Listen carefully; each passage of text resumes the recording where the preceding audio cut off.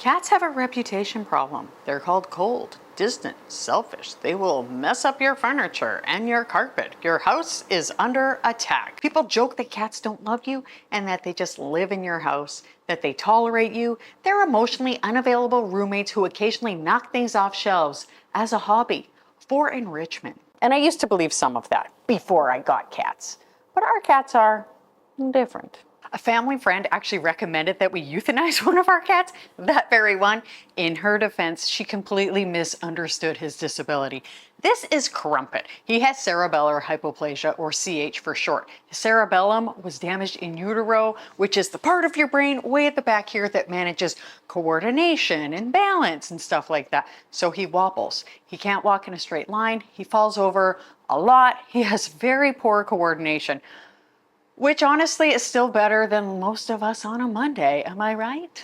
Is it just me? What our friend failed to recognize is that he is not in any pain. He does not know any different life, and he only knows life as this, a very wonderful, wobbly version of being a cat. And he is literally the happiest cat version of any real life teddy bear there ever was.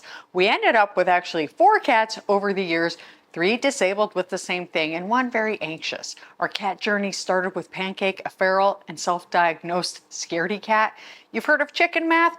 This is cat math. So why do people have cats?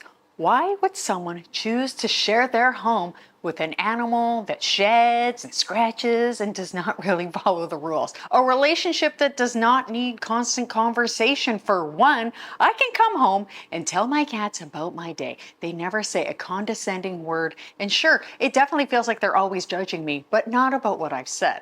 It is the healthiest relationship I have ever had. And somehow that is exactly what I need. There is something so comforting about being around another wonderful, warm, living being that is like a real life teddy bear in cat shape, without having to perform, without needing to be interesting, without needing to explain myself. And then there's the feeling of being chosen. When a cat bestows its presence on you, it sits near you, not because you called them, definitely not because you called them, not because they were told to, definitely not, but because for whatever reason, they decided that you were a safe place to land. It's like getting a tiny silent award from a sharp friend. And the physical side of it actually matters more than we even admit. Touch releases oxytocin. It calms the nervous system. It tells your body you're not alone. And I mean, what is better than a cat making biscuits on your tummy? With knives for hands somehow. A lot of us work from home now. A lot of us live quieter lives. Our worlds have gotten smaller. And it is surprisingly comfort to have a little presence in the background. A friend who doesn't need anything from you, but is still there, other than food and more food and emotional validation at 5 a.m. And sometimes, honestly, it is simpler than all of that because they are funny. They are weird. They knock things over because they stare at walls like they've seen something that we can't. And I choose not to ask. It's not ghosts, right? I hope it's not ghosts. Tell me it's not ghosts. Anyway, they add a little unpredictability to an otherwise very controlled life. So this isn't a human instinct to have cats. We have been living alongside cats for thousands of years. Cats weren't really domesticated the way that dogs were. No one set out to train them, breed them, or make them useful in any formal way. They sort of opted in. When humans started storing grain, we attracted mice, and mice attracted cats. And cats realized that hanging around us humans was a pretty good deal. They got food, and we got fewer rodents, and a quiet truce was formed. In ancient Egypt, cats were valued, protected, and even worshipped, not because they obeyed humans, but because they kept home safe and balanced. And later, during the plague in Europe, cats hunted rats and mice, which carried fleas, which carried disease. So for a long time, cats weren't pets. They were just co-inhabitants. And unfortunately, during the plague, for a while, they thought the cats were the problem and they were hunting cats, which set them way back. Anyway, they were living near us, helping us in subtle ways and never really belonging to anyone.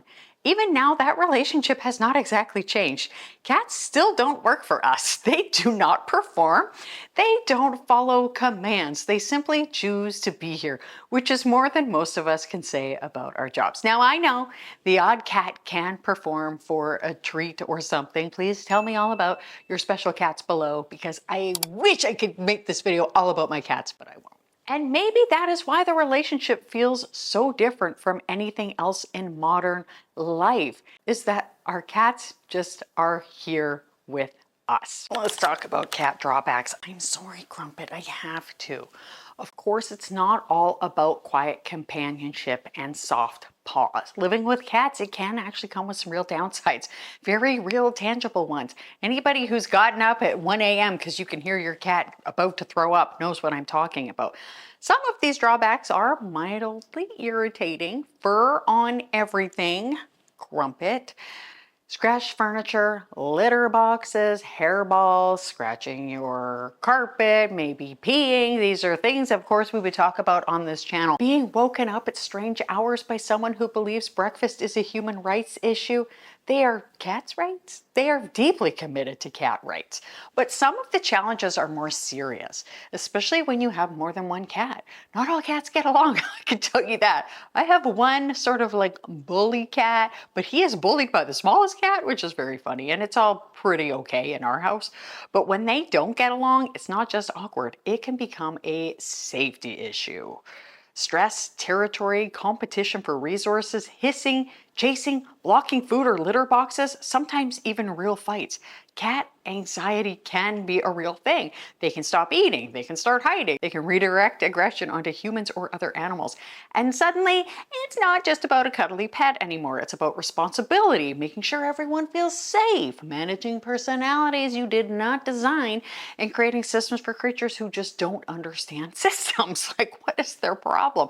We actually have a cat who likes to, like, he'll eat and then he'll like go like this. Like, he thinks he's hiding the food. We're like, bro, you're not hiding anything. You're just scraping the ground. Let's be honest, they respect nothing. Now, in the summer, we foster kittens, and you can see this even more clearly. Fleas, ringworm, upper respiratory tract infections, parasites, ear mites, quarantine, disinfecting, protecting your own pets. We actually keep them completely separate just so that there isn't any risk to our own cats.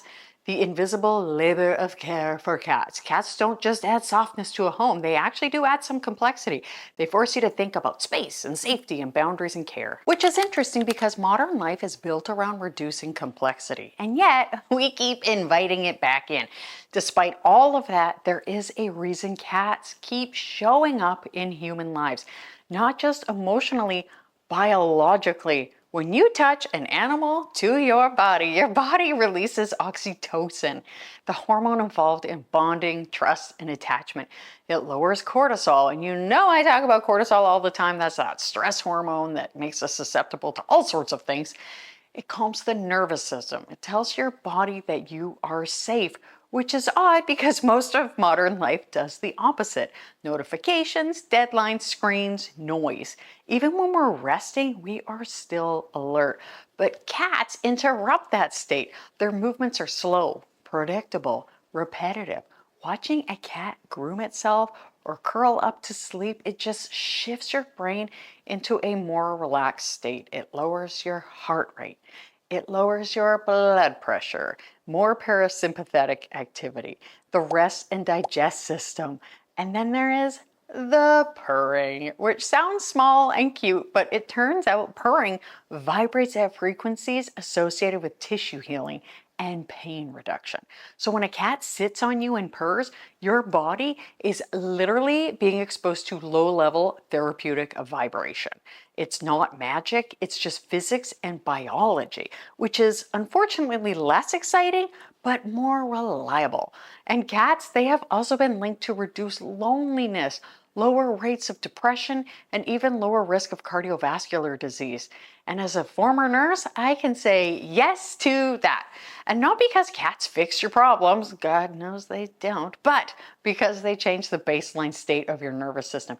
They bring your body out of constant vigilance, which our modern world just puts us in, and back into something slower, more regulated, closer to how humans actually evolved to live. So should we have cats? I mean, obviously. I'm actually allergic to cats. I have been since I was like 7, and I have 4. I take medication daily. It's probably not good, but I almost think that living with the cats is probably extending my life. So maybe it's like I meet in the middle and I just feel happier. This feels like a cry for help in retrospect, but you know. Seriously though, I don't think the real question is whether cats are good or bad, or even practical. I think the real question is what kind of relationships we want in our lives. Cats don't perform for us. They don't optimize our routines, and they don't make us more efficient. They just exist nearby like a fluffy blob, licking his tummy so adorably. They take up space, they create mess and complexity, and in return they offer something very simple: presence. Not constant conversation, not emotional labor, not solutions, just another living being in the room. Cats don't love you because they have to. They actually are not trained to. They choose to. And I truly do believe my cats love me. I know people say cats don't really love you. Well, then why is it in the morning after I feed them, they follow me around and they want me to pick them up? Why is that? And in a world that is increasingly abstract, digital, and disembodied, that might be the most valuable thing of all: snuggling cats. So should we have cats? Maybe not because they're useful. They're not. Maybe not because they're easy. They can be. But because they remind us how to live alongside something without needing it to justify its existence, which is something humans seem to be slowly forgetting how to do.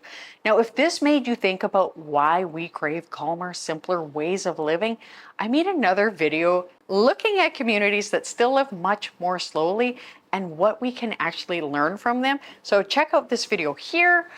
I hope something great happens for you today. Well, Crumpet, should we go snuggle? Let's do it. Please like and subscribe. Thank you so much for watching, and I'll see you next time. Bye.